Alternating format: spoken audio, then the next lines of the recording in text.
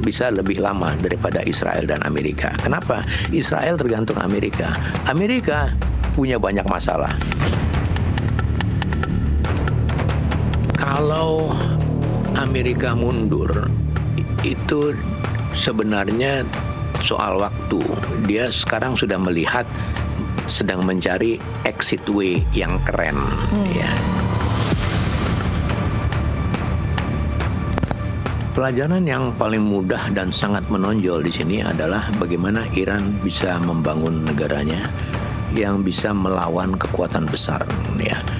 Jadi Amerika sekarang masuk perangkap Iran. Jadi kalau pada awal-awal orang mengatakan yang bisa menentukan berhenti atau enggak itu cuma Netanyahu, Donald Trump dan rakyat Amerika, tapi sekarang yang menentukan itu Iran.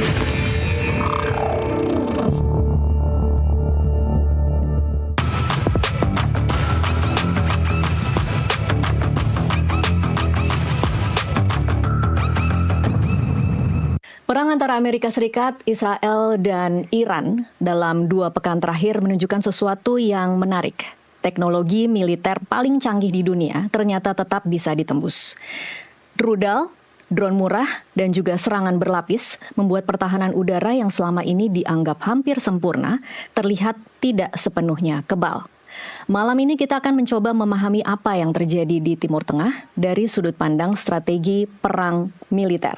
Hadir di Kasih Paham, Ketua Pusat Studi Air Power Indonesia, Cepi Hakim.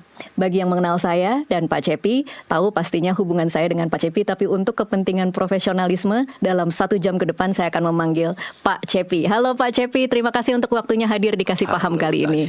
Terima kasih atas undangannya. Iya, kita akan membahas perkembangan terakhir dalam 17 hari perang antara Amerika Serikat Israel melawan Iran.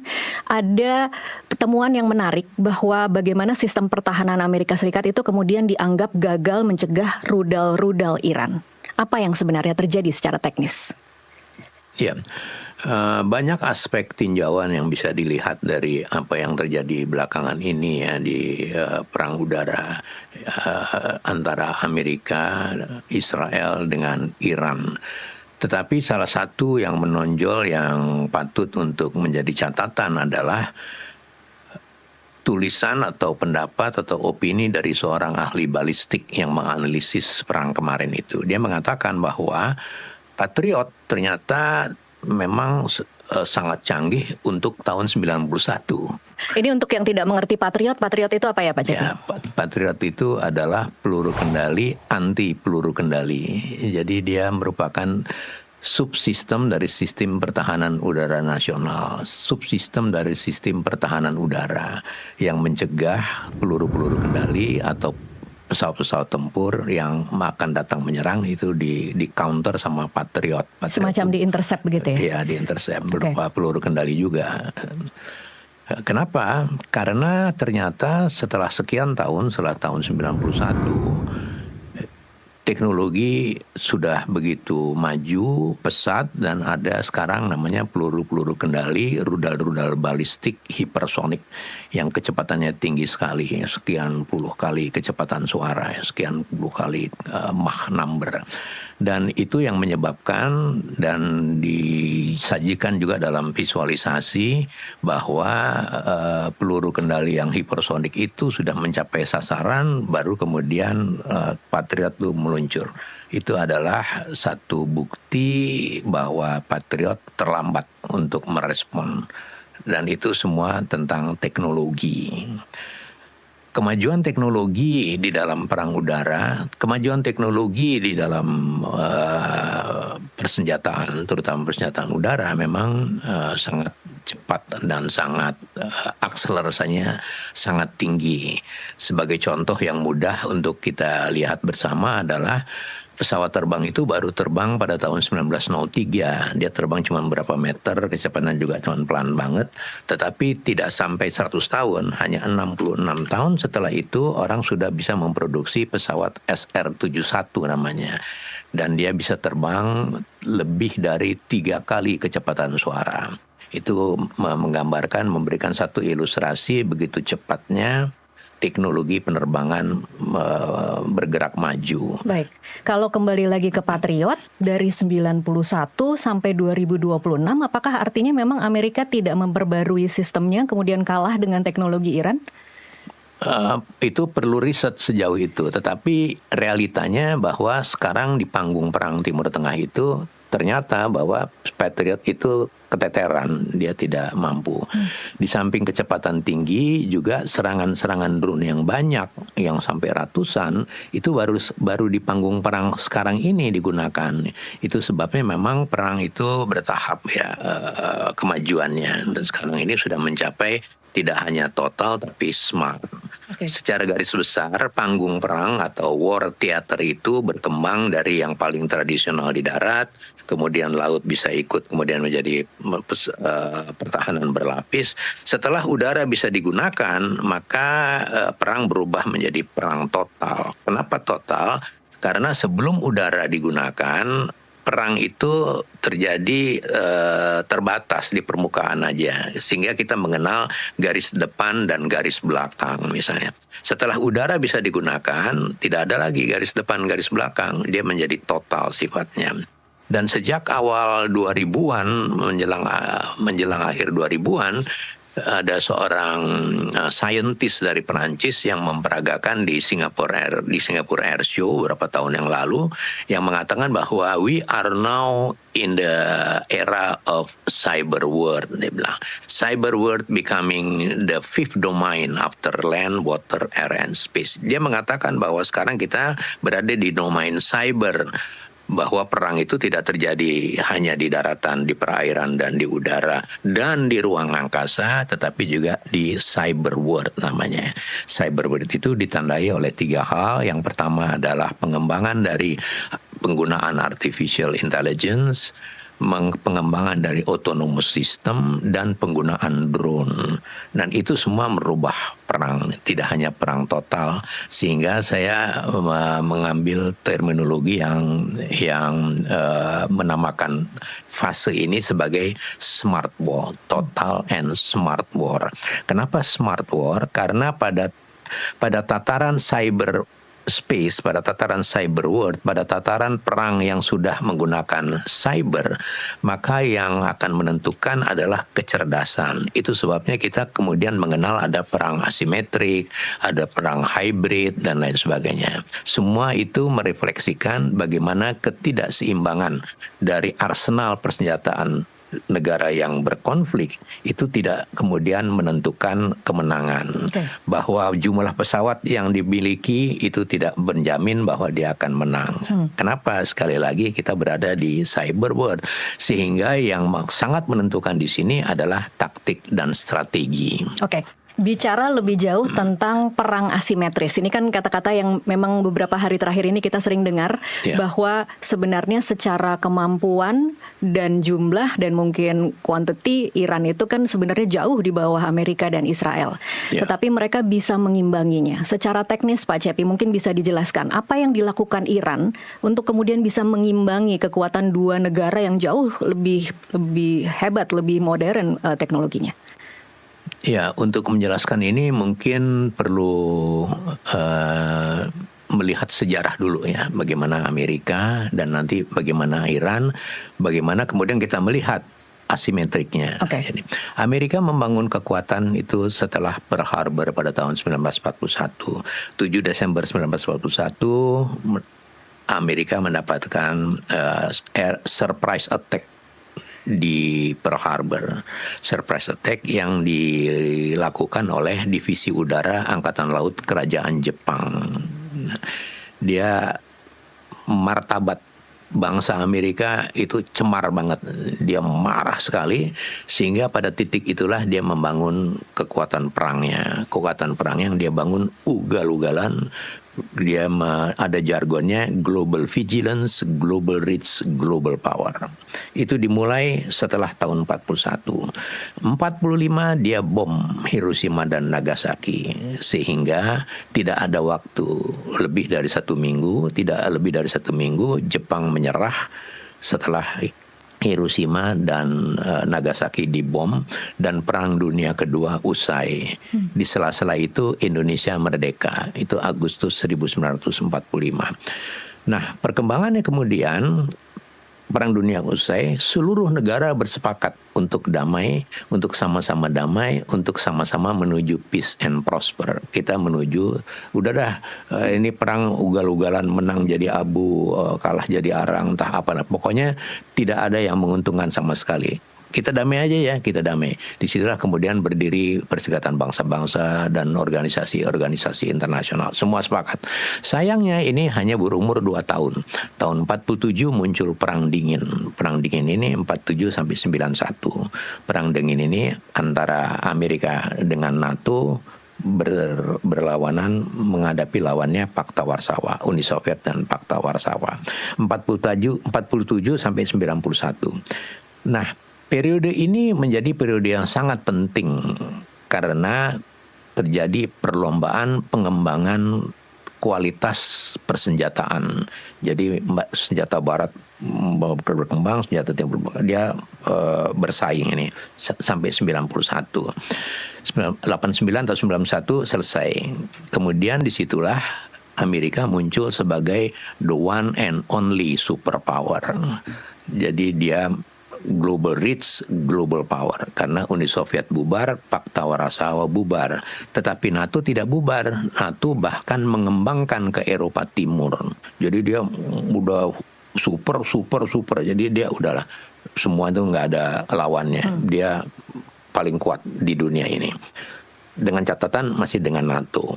Itu sejarah dari pengembangan bagaimana Amerika mempunyai kekuatan yang sangat kuat, sehingga siapapun yang berhadapan dengan Amerika itu pasti asimetrik, pasti di bawah dia. Tapi di bawah belum tentu juga mudah dikalahkan. Pelajaran berikutnya adalah perang-perang yang terjadi setelah Perang Dunia Kedua tidak membuktikan bahwa Amerika itu super banget. Dalam pengertian setelah Hiroshima dan Nagasaki, semua military thinker Amerika itu mempunyai way of thinking bomb to win. Dan itu ada buku ditulis oleh Robert Pape, Bombing to Win. Dia menceritakan bagaimana Hiroshima dan Nagasaki dibom, selesai. Dan banyak perang-perang yang dilakukan oleh Amerika untuk hanya mengebom dan selesai. Tetapi pada kenyataannya tidak begitu. Korea Utara, Korea Selatan tidak selesai, pecah dua. Vietnam terpaksa Amerika mengundurkan diri dengan alasan rakyat Amerika tidak menghendaki anak-anaknya mati konyol di medan perang. Vietnam yang tidak mempunyai hubungan langsung dengan national security dari Amerika. Kemudian Perang Teluk juga tidak memperlihatkan hal seperti itu. Dan yang topnya adalah tentang Afghanistan. Nah, perjalanan Amerika yang menuju sebagai kekuatan yang superpower ini mulai terganggu ketika 9/11. 9/11 terjadi 60 tahun setelah Pearl Harbor, yaitu tahun 2001. Pada 9/11 inilah Amerika menghadapi kenyataan bahwa dia berhadapan dengan musuh yang bukan negara. Pada Pearl Harbor dia tahu itu Jepang, dia sikat Jepang, selesai. Pada waktu 9/11 dia nggak tahu siapa yang nyerang. Nah, teroris memang yang nyerang. Dan ini menjadi catatan tersendiri. Kenapa? Karena dia tidak diserang dari luar, diserang dari dalam. Bahkan pilot kamikaze yang menabrakkan ke Twin Tower itu flying school-nya di Amerika. Berikutnya dia tidak bisa merumuskan siapa teroris ini, sehingga dicari-carilah. Kita pernah dengar bahwa kemudian direkayasa, oh ini Irak nih biangnya, dia punya senjata massal, sikat aja sikat. Tetapi sequence dari respon Amerika ini berlangsung sangat tragis, yaitu dia 10 tahun dia baru bisa membunuh Osama bin Laden di Pakistan. 20 tahun setelah itu, 2021, dia terpaksa mundur dari Afghanistan yang disebut absolutely nothing. Dan kemudian muncul berita yang lucu, from Taliban to Taliban. Jadi Afghanistan ada Taliban, diduduki selama 20 tahun, kemudian ditinggalin lagi. Jadi Taliban yang berkuasa kembali. Apa sebabnya ada satu sebab yang sangat menentukan mengapa terjadi seperti itu. Karena global reach, global power itu tidak bisa didukung oleh anggaran pertahanan nasional. National Defense Budget tidak bisa mendukung global defense issue. Itu sebabnya dia tekor. Dari mana kita tahu tekor? Oh, mudah sekali. Ada skandal Jenderal McChrystal namanya. Jenderal McChrystal ini beberapa kali minta tambahan pasukan. Dia komandan pasukan Amerika, komandan pasukan sekutu di Afghanistan. Dia beberapa kali minta bantuan tambahan pasukan. Dia minta bantuan dukungan logistik. Tidak dipenuhi oleh Amerika, oleh pemerintah Amerika pada waktu itu. Sehingga dia curhat. Dia curhatnya bukan di Washington Post atau Straits Times. Dia curhat ke tabloid yang namanya Rolling Stone. Ya. Jadi dia bebas. Dia merasa bebas. Dia curhat, dia merasa marah sekali karena dia tidak didukung sebagai komandan Amerika di Afghanistan. Dia nggak tahu itu Rolling Stone itu sampai di meja Presiden Amerika Obama pada waktu itu. Dia langsung dipanggil, tidak lebih dari 1 jam dia diganti oleh Jenderal Petraeus namanya. Jenderal Petraeus menggantikan Jenderal McChrystal di Afghanistan. Tidak lama setelah itu mereka juga mundur. Kenapa mundur? Karena nggak ada bantuan. Karena dari perkiraan seorang panglima Amerika, sekutu, ada sekutu juga, NATO termasuk di situ, bahwa dia tidak bisa menguasai Afghanistan. Dia tidak bisa maintain kekuasaan di Afghanistan kalau pasukannya tidak ditambah, kalau dukungan logistiknya tidak diberikan. Dikomplain sama McChrystal, diganti oleh Petraeus. Tetap aja karena akar masalahnya adalah dukungan itu nggak ada. Dan dukungan itu memang menjadi berkurang tadi karena constraint, karena keterbatasan dari National Defense Budget untuk mengatasi global defense issue itu pasti tekor. Nah, sekarang lebih kelihatan tekornya karena apa? Karena NATO tidak sepenuhnya lagi mendukung Amerika. Itu sebabnya walaupun Amerika memiliki kekuatan yang sangat kuat, the only one superpower, tetapi dia ongkosnya juga dia tidak mempunyai dukungan dana yang cukup untuk itu. Di sisi lain, belakangan ini ada juga berita yang menarik tentang bagaimana Amerika kemudian sekarang kelihatan ragu-ragu, dia tidak meneruskan. Kenapa dia tidak meneruskan? Karena di negara Amerika, di negara kapitalis, dia tidak bisa memobilisasi produksi senjata. Kenapa? Karena produsen senjata di Amerika tuh di private sector. Orang di private sector itu kalau nggak ada kontrak yang ditandatangani, dia nggak akan produksi. Tidak akan membantu pemerintahnya untuk memenangkan perang, begitu lah kira-kira. Dia bukan membantu, dia nggak peduli membantu pemerintah. Dia bicara tentang proyek. Ke private sector tuh untung rugi, dia bisnis. Itu yang membuat berbeda dengan Iran. Iran dia national logistic supportnya itu berada di bawah satu tangan, di bawah satu sistem. Dan jadi, Trump tidak bisa memaksa private sector itu untuk kemudian. Trump nggak bisa, Presiden Amerika tidak bisa memaksa memobilisasi produksi persenjataan. Ini gue perang nih, begini. Oh sorry, kontrak dulu dong.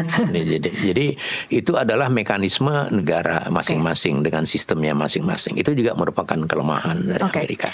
Kalau bisa dijabarkan secara sederhana, seperti apa sih sebenarnya peta kekuatan militer dan teknologi dari 3 negara ini, kelebihan dan kelemahan masing-masing, Pak Cepi? Amerika misalnya unggulnya apa, Israel apa, tapi kelemahan masing-masingnya juga seperti apa? Secara material, arsenal persenjataan Amerika nggak ada bandingannya. Dia sangat dominan. Tetapi Amerika, ngapain sih Amerika ke Iran? Amerika ke Iran tuh khas. Dia mau mengganti rezim supaya rezimnya itu nurut sama dia, dan itu dikembangkan banyak dia kerjakan berkali-kali di banyak tempat, yang terakhir di Venezuela. Dan itu lesson learned dari Amerika, begitu mudah. Bom tuin, culik presiden, selesai. Ganti rezim, selesai. Itu aja. Dan itu yang tidak terjadi di Iran. Nah, sekarang kita lihat bagaimana, kenapa nggak bisa terjadi di Iran. Karena Iran membangun negaranya itu sangat solid. Dia membangun negaranya sejak tahun 79. Ayatullah Khomeini kembali dari pengasingan dari Perancis, kemudian membangun Iran pada tahun 79. Pada tahun 79 itu juga dimulai embargo. Ya. Embargo adalah sinyal bahwa dia akan dihancurkan. Itu sebetulnya embargo dan mengisolasi secara Diplomatik, di dunia diplomatik itu sebenarnya seperti vaksin. Orang mendapat vaksin sehingga tubuhnya merespon menjaga serangan utamanya, ya, penyakit utamanya akan datang. Jadi itu semacam vaksin. Dia membangun kemudian, dan contoh yang mudah dilihat Iran itu adalah keberhasilan dari nation and character building. Dia diisolasi, dia tahu dia tidak punya pilihan lain, dia mesti mandiri, dia mesti berdikari. Dia juga dia tidak sekaya Amerika, jadi dia akan membangun kemandirian itu, tetapi bagaimana membangun itu sendiri dan membangun itu dengan aman. Dia pelajari apa sih yang dikerjain Amerika, Amerika dan Israel ya. Israel tuh ternyata menyerang Osirak ya, ada 2 minute over Baghdad pada waktu reaktor nuklir Irak yang di Osirak baru mencapai 50-60% langsung disikat. Nah, dia belajar dari situ. Berarti kalau dia punya pengembangan nuklir itu bisa mengembangkan untuk masalah-masalah national security sebagai persenjataan, tapi juga untuk national prosperity, untuk kesejahteraan. Jadi kalau orang dari luar melihat, dia nggak peduli, pasti kalau dia bikin nuklir pasti bikin senjata. Jadi Amerika tujuannya adalah mengganti rezim supaya rezim itu bisa diatur. Israel tujuannya adalah memusnahkan senjata nuklir Iran. Karena Israel punya way of thinking, Israel punya doktrin bahwa semua negara di Timur Tengah tidak boleh ada yang punya tenaga nuklir. Kalau ada yang punya persenjataan nuklir, dia akan serang, dan itu terbukti pada waktu Irak. Dan sekarang dia mencurigai Iran. Nah, itulah mereka berkompanyon sama Amerika.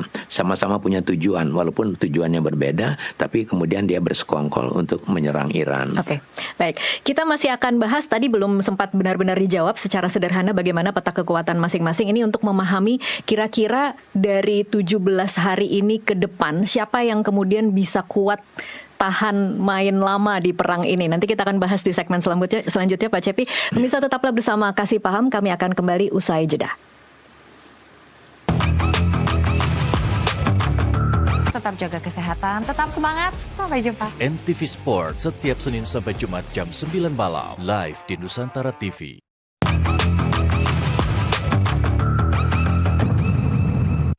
Pemirsa, kami lanjutkan perbincangan di Kasih Paham, masih bersama dengan Cepi Hakim. Pak Cepi menjawab pertanyaan tadi, kalau dijabarkan secara sederhana, apa saja keunggulan dan kelemahan dari masing-masing 3 negara yang saat ini terlibat perang, Amerika, Israel, dan juga Iran? Ya, secara garis besar teknologi persenjataan perang Israel dan Amerika itu memang lebih unggul. Dan kalau kita melihat sekarang ini kan lebih kepada air battle, ya, perang udara. Perang udara itu tidak pernah terjadi lama-lama. Perang udara itu sebentar, ya. Kenapa? Karena perang udara itu sangat mahal dan membutuhkan banyak sistem persenjataan yang harus dikerahkan, mulai dari radar, pesawat, segala macam, belum persenjataannya. Nah, itu sebabnya maka perang udara tidak akan berlarut-larut. Yang berlarut-larut biasanya perang di daratan atau di perairan itu bisa berlarut-larut, tapi kalau perang udara tidak bisa panjang. Dan sekarang ini sedikit tentang Iran membangun sistem pertahanan negaranya itu dengan kalkulasi yang sangat cermat. Dia belajar dari apa yang dilihat sejak tahun 79 sampai tahun 2026. Dia sebenarnya dalam keadaan alert one atau siaga 1 lah katakanlah. Dia sangat waspada dan dia juga sangat siap.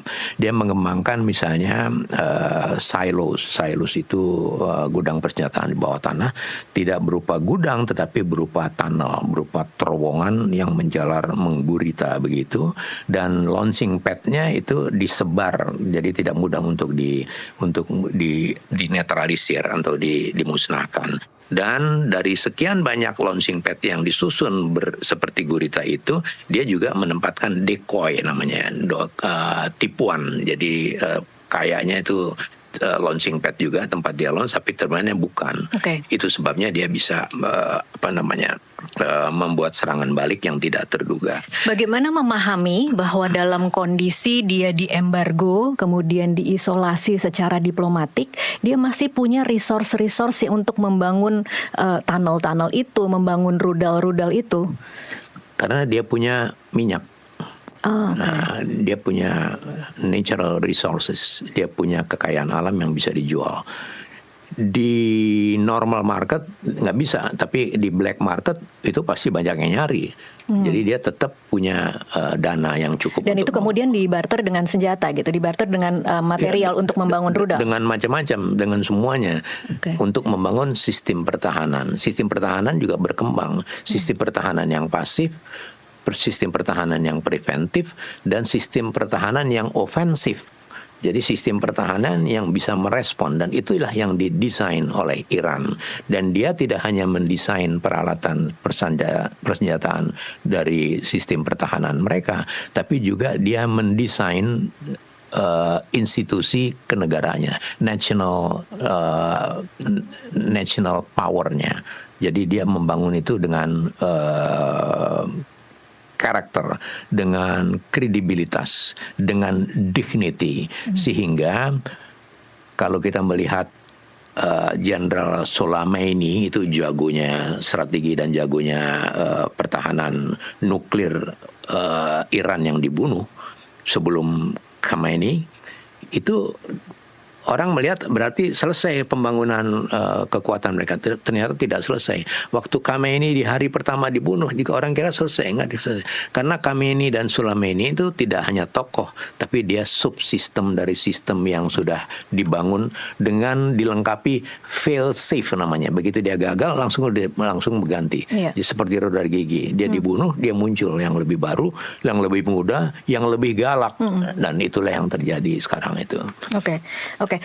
Kembali lagi ke soal bagaimana dia membangun dalam keadaan penuh dengan keterbatasan itu, menurut Pak Cepi di saat ini di balik layar, apakah sebenarnya Iran menerima bantuan dari Rusia dan Cina? Dari banyak pemberitaan itu memang ada yang mengekspos bahwa Iran tuh dibantu oleh Rusia dan Cina. Tapi kalau kita melihat peta geopolitik, itu memang dengan mudah kita bisa lihat.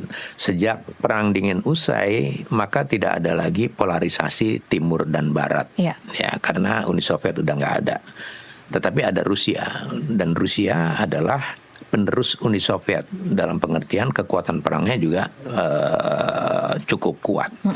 Nah, dalam konteks yang seperti ini, maka kelihatan sekali antara lain pada waktu Venezuela. Kenapa Venezuela langsung diambil alih? Karena Amerika tahu Venezuela itu mensuplai minyaknya itu ke Rusia dan ke Cina, sehingga dia ambil alih itu.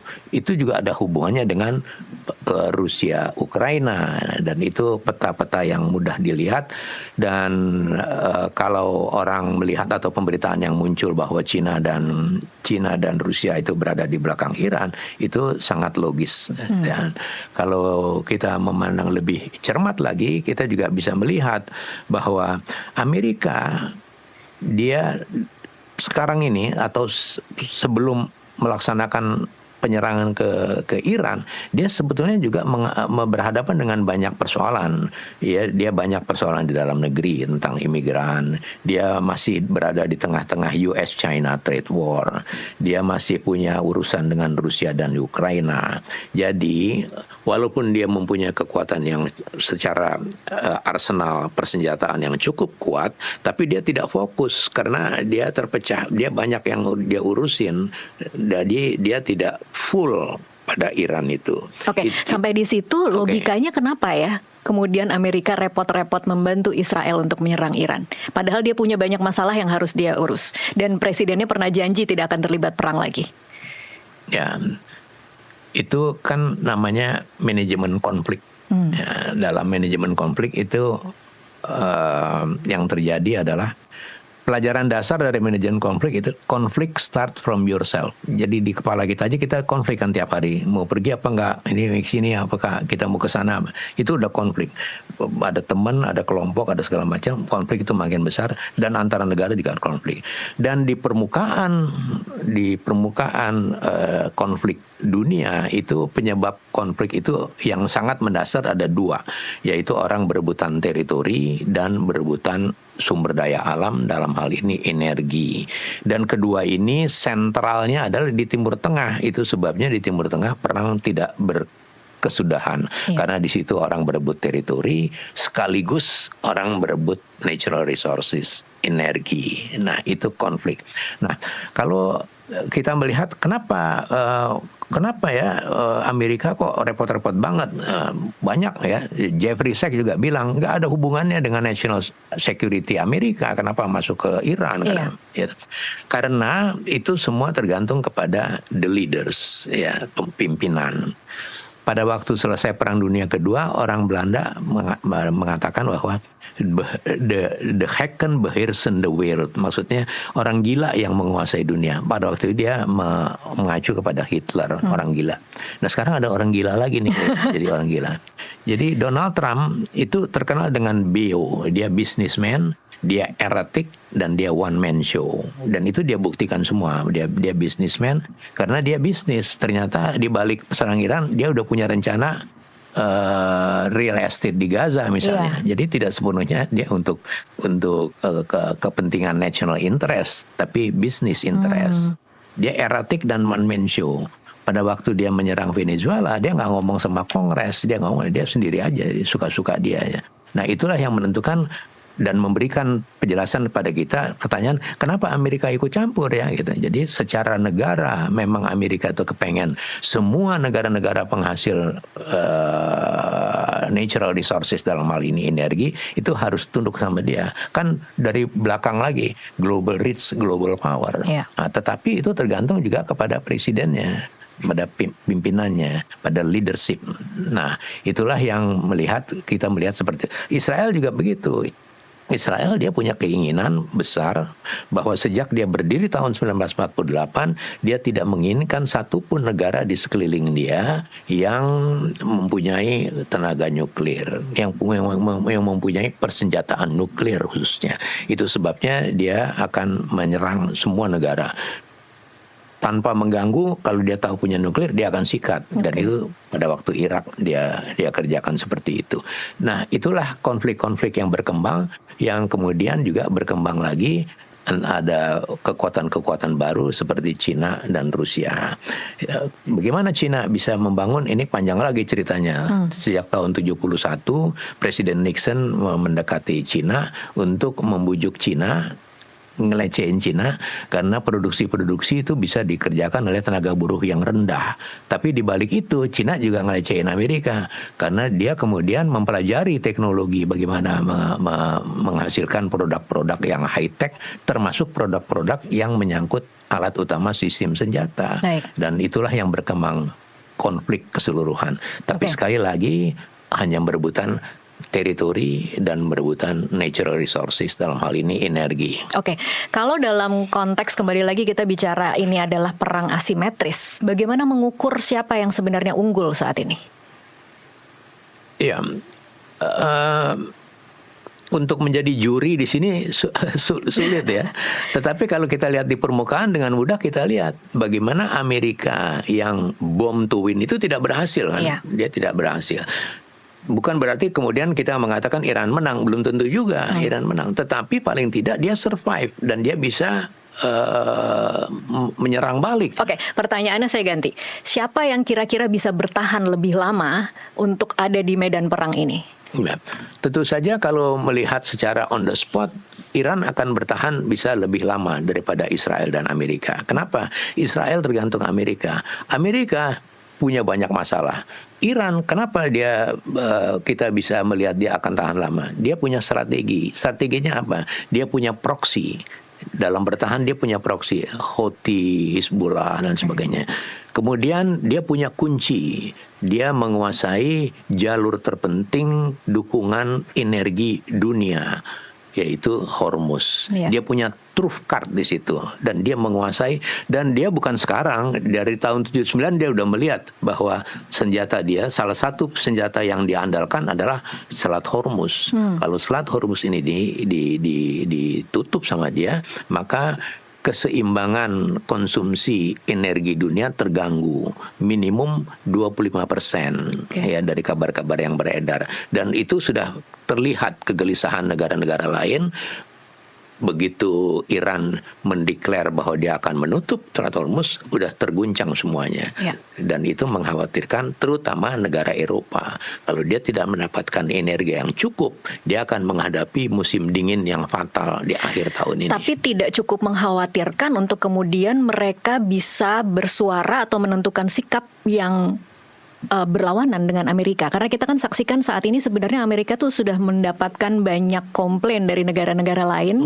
Kongres-kongres semua negara bersuara, tapi pada kenyataannya sampai hari ini belum ada yang benar-benar kemudian berani mendeklar bahwa kita tidak akan mendukung kegiatan agresi militer Amerika, begitu. Itu pertanyaan yang muncul. Lebih-lebih lagi voting terakhir di Kongres pun ternyata masih menang yang dukung Trump. Iya. Ya, ini yang aneh juga sebetulnya. Tetapi itu kan udah berlangsung minggu lalu kali ya. Kalau dilihat perkembangan eskalasi berikutnya, saya kira nggak bisa lagi seperti pada perang Vietnam. Dari awal rakyat Amerika nggak suka, tapi dia jalan terus. Tapi pada satu titik dia nggak bisa lagi jalan terus. Karena semua masyarakat merasa anak-anaknya bunuh diri, mati konyol, nggak bisa begitu.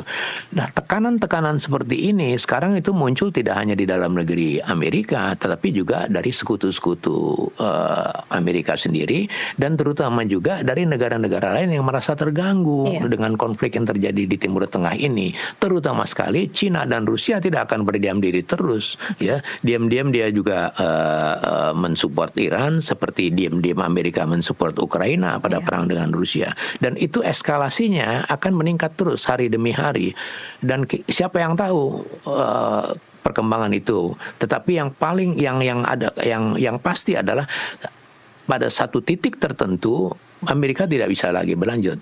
Banyak kendala yang dihadapi. Tadi misalnya dia tidak bisa memaksa produksi senjata untuk bekerja tanpa kontrak karena private sector. Sementara lawannya Iran itu dia bisa membangun terus. Dia tinggal suruh karena sudah berada di dalam satu sistem komando dan pengendalian yang utuh sebagai sebuah negara. Jadi resource-nya Iran itu lebih banyak daripada Amerika Serikat artinya, atau bukan lebih banyak, tapi dia lebih menjanjikan untuk bisa survive. Ya, kalau banyak atau enggaknya itu relatif, tetapi yang jelas bahwa mekanisme yang berlaku di Iran itu lebih well organized, lebih well established, lebih mudah untuk mengkonsolidasikan sebagai kekuatan sebuah negara. Sementara Amerika dia berhadapan dengan rakyat sendiri, dia berhadapan dengan Kongres. Venezuela aja dia udah diprotes, dan itu akan meningkat terus protes-protes itu.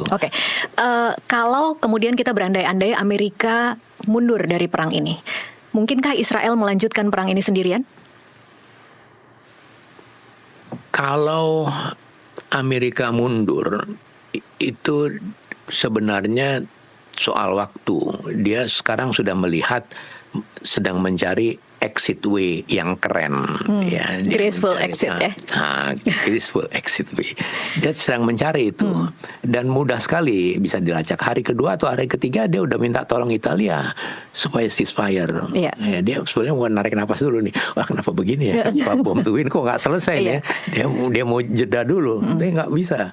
Nggak dikasih jeda sama Iran. Ada tulisan yang menarik di sini. Jadi Amerika sekarang masuk perangkap Iran. Jadi kalau pada awal-awal orang mengatakan yang bisa menentukan berhenti atau enggak itu cuma Netanyahu, Donald Trump, dan rakyat Amerika. Tapi sekarang enggak, yang menentukan itu Iran. Kenapa? Dia sudah masuk perangkap. Dia masuk perangkap Iran. Apa perangkapnya? Masuk perangkap yaitu kejeblos. Jadi kalau dia mau keluar, dia nggak bisa tahu. Yang tahu jalan keluar tuh Iran kan.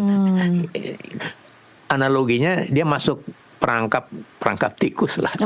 Dia mau keluar dari mana? Yang tahu jalan keluar yang punya perangkap tikus. Yang bikin perangkap itu siapa? Iran.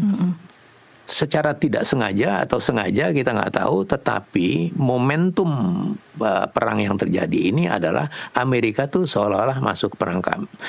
Israel tidak mungkin, Israel tidak mempunyai kekuatan yang mumpuni untuk berdiri sendiri. Itu sebabnya tidak pernah Israel sendirian, dia selalu bersandar sama Amerika. Kalau dia tidak mendapat jaminan dari Amerika, dia tidak akan.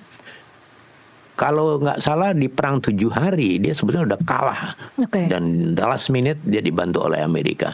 Di situ adalah satu titik di mana Israel menyadari bahwa dia tidak mampu berlawanan dengan negara-negara di Timur Tengah yang menjadi musuhnya. Oke, wacana invasi darat menurut Pak Cepi, akankah Amerika cukup gegabah untuk masuk lewat jalur darat? Jalur darat itu tidak mudah ya, karena dalam peperangan darat orang harus mengenal medan, harus mempunyai data-data intelijen, data-data yang cukup untuk menyerang target-target mana yang akan diserang, melalui mana dan sebagainya. Dan Iran mempunyai keuntungan yang sangat besar apabila ada terjadi perang darat, karena Iran terdiri dari perbukitan dan padang pasir.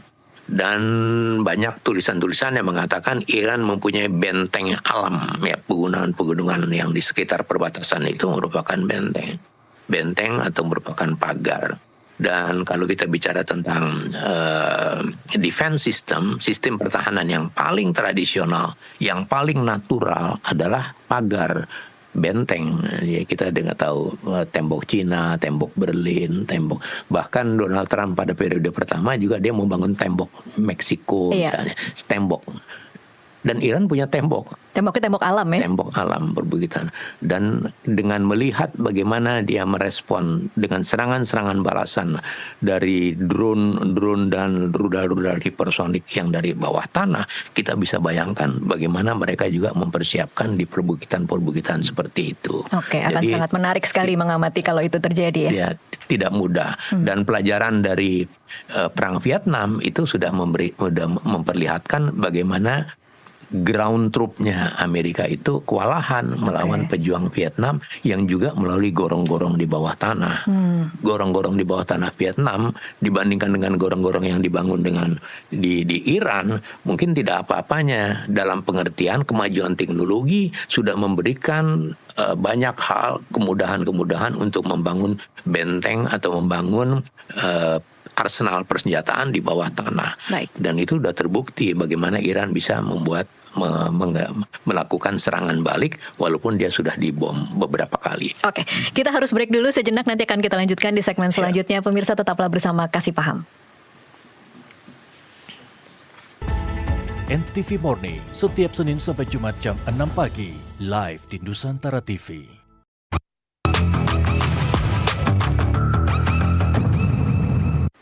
Pemirsa, terima kasih Anda masih menyaksikan Kasih Paham, masih bersama dengan Cepi Hakim. Pak Cepi, apa yang bisa Indonesia pelajari dari 17 hari perang Israel, Amerika Serikat melawan Iran, dan mungkinkah itu terjadi di Indonesia?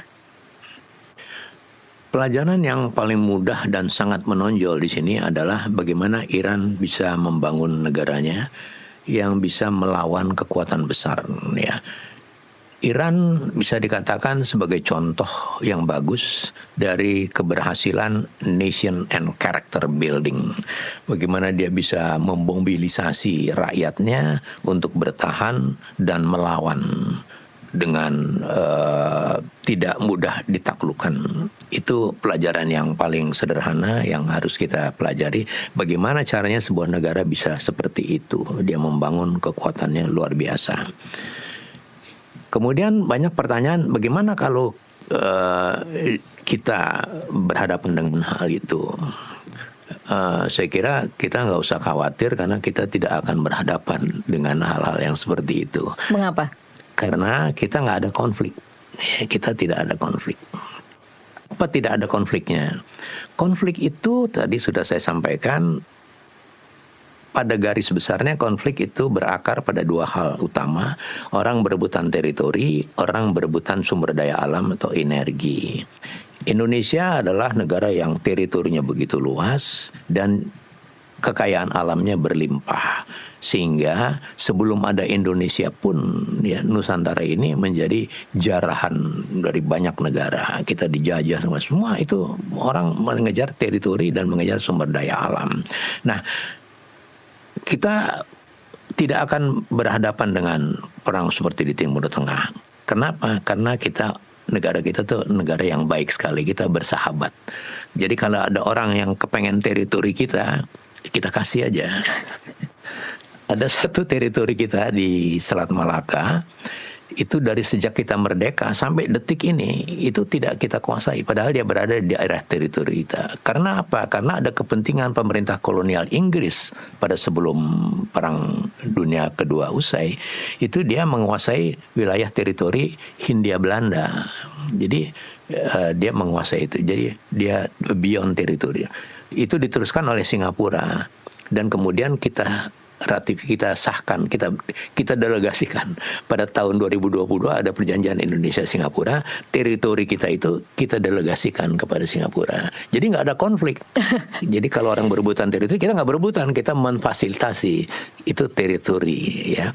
Nine Dash Line adalah poin friksi, poin konflik, titik munculnya konflik di semua negara yang bersinggungan dengan Nine Dash Line. Dia menjadi konflik. Sama kita nggak konflik. Nine Dash Line kita ajak kerjasama. Jadi dalam pengertian kita memfasilitasi. Itu artinya kita memang sebegitu permisifnya ketika ada orang yang ingin mengambil apa yang jadi hak kita, kita berikan begitu. Ya.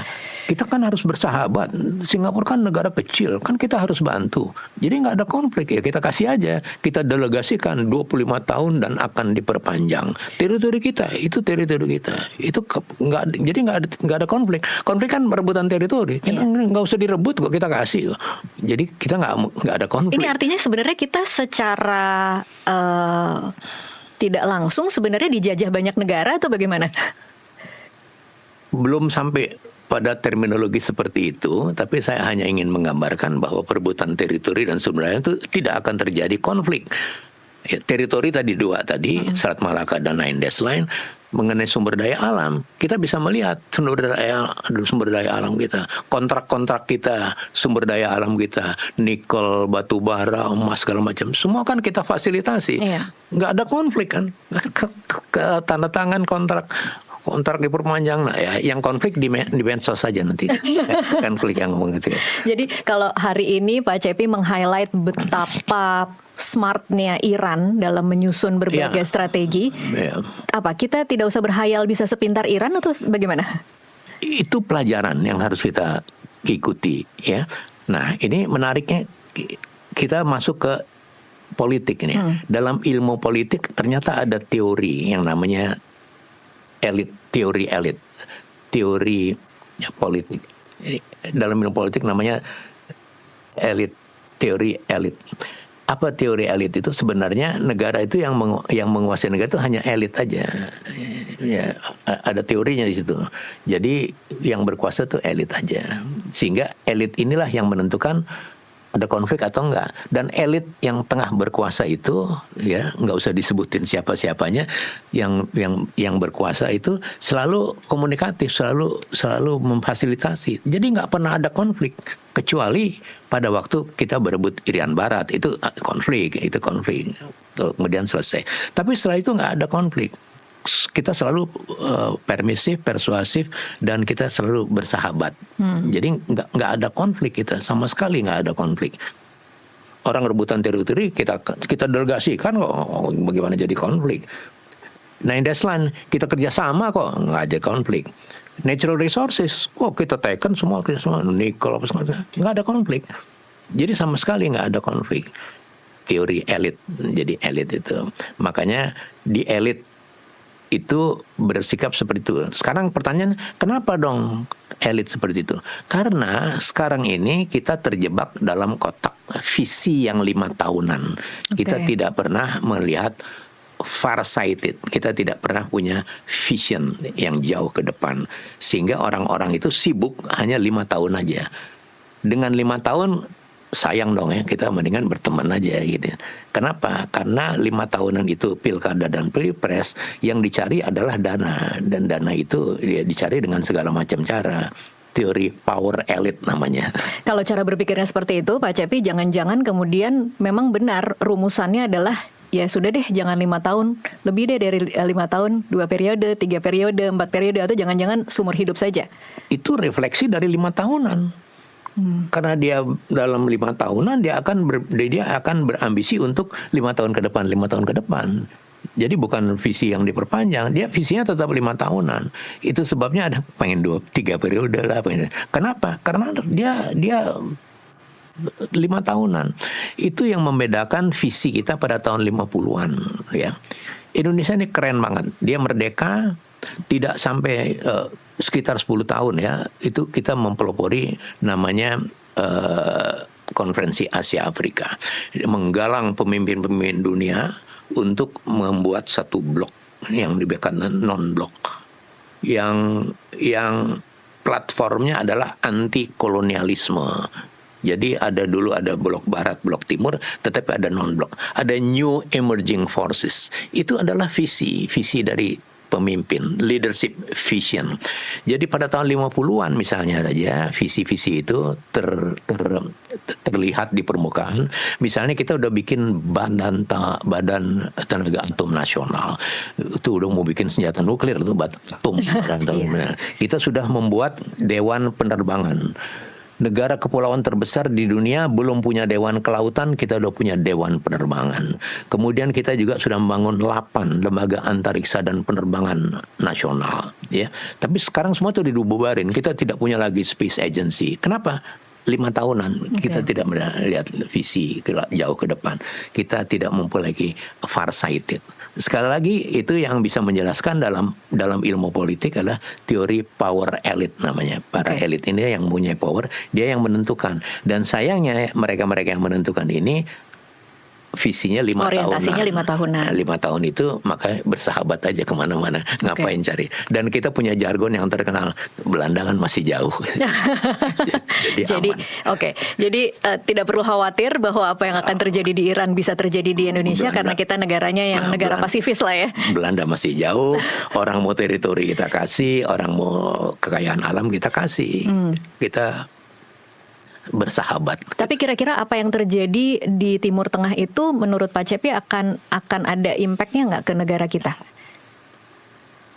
Selat Hormuz itu jelas akan ada impact-nya. Belum lagi kalau itu berkembang dengan Amerika tetap memaksa, kemudian Rusia sama Cina ikut bergabung, kemudian kita bisa melihat bagaimana Taiwan dan sebagainya. Itu pasti. Dan ini kalau kita melihat perkembangannya adalah mulai tadi 9/11 itu menghabiskan ongkos Amerika. Dia mengurangi semua kekuatannya di Pasifik. Dia meninggalkan pangkalannya di Filipina. Dan itu sebabnya antara 2015 sampai 2020-an muncullah isu baru yang bernama South China Sea. Ya, itu yang bikin Amerika. Karena apa? Karena dia mengajak negara-negara di Indo-Pasifik untuk melihat Cina sebagai musuh. Karena apa? Karena dia nggak punya lagi kekuatan di Pasifik. Sehingga dia membutuhkan teman-teman. Nggak punya itu.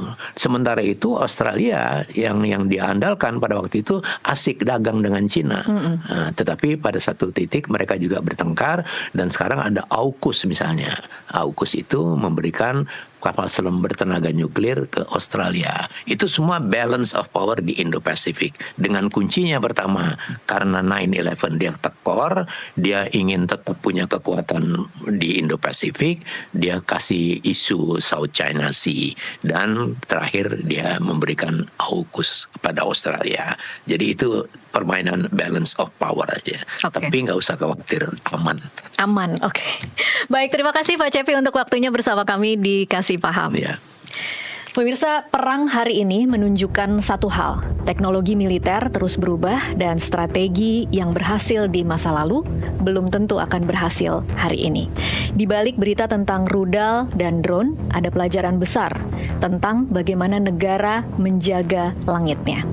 Dan untuk Indonesia, memahami perubahan ini adalah bagian dari menjaga keamanan di masa depan. Sampai jumpa di Kasih Paham berikutnya.